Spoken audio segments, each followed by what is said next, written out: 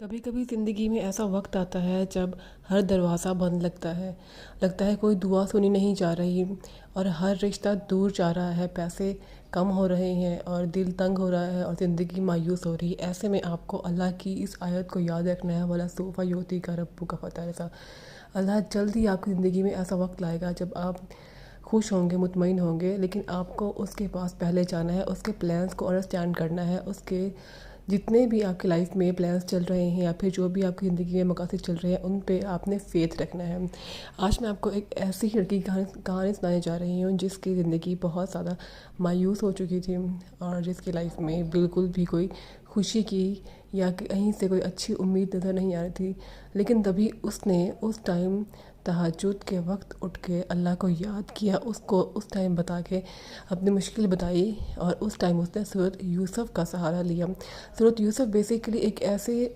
نبی کی کہانی ہے جنہوں نے بہت مشکلیں برداشت کی ہیں، لیکن اللہ کے پلان نے ان کو بادشاہ بنا دیا، ان کو بہترین سے نواز دیا۔ تو جب آپ بھی تہجد کے ٹائم جب دنیا سو رہی ہوتی ہے، اللہ کے پاس اپنی فریاد لے کے جاتے ہیں، اللہ کو اپنا مسئلہ بتانے کے لیے جاتے ہیں اور اپنی بے بسی اس کے سامنے ظاہر کرتے ہیں، اور اس ٹائم آپ اللہ کے سامنے دعا کرنے کے بعد سورۃ یوسف کی تلاوت کرتی ہیں اپنے کامل یقین سے، تو اس ٹائم اللہ تعالیٰ آپ کی ہاتھ اٹھانے کو، آپ کی اس کے سامنے جا کے گڑ گڑانے کو، رونے کو قبول کرتا ہے، آپ کی فریاد کی لاج رکھتا ہے اور آپ کو آپ کی وش سے نوازتا ہے۔ اس کا طریقہ بہت آسان ہے۔ آپ نے رات کو تہجد کے وقت اٹھنا ہے، 3 بجے کے بعد آپ تہجد پڑھ سکتے ہیں، فجر سے پہلے اس ٹائم اللہ کے پاس جائیں، تہجد پڑھیں اور اس کے بعد وہیں جائے نماز پہ بیٹھ جائیں اور سورۃ یوسف کی تلاوت کریں۔ تلاوت کرنے کے بعد اللہ کو آپ نے اپنا مسئلہ بتانا ہے کہ آپ سے نہیں برداشت ہو رہا، یا پھر آپ کس مشکل سے گزر رہی ہیں، کیسی ذہنی پریشانی ہے، یا پھر آپ کیا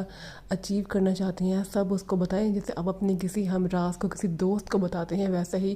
ہر چیز اس سے کلیئرلی کھل کے بتائیں، کیونکہ وہ تو آپ کو پہلے ہی بول رہا ہے کہ ہے کوئی مانگنے والا۔ اللہ اس ٹائم خود فرماتے ہیں،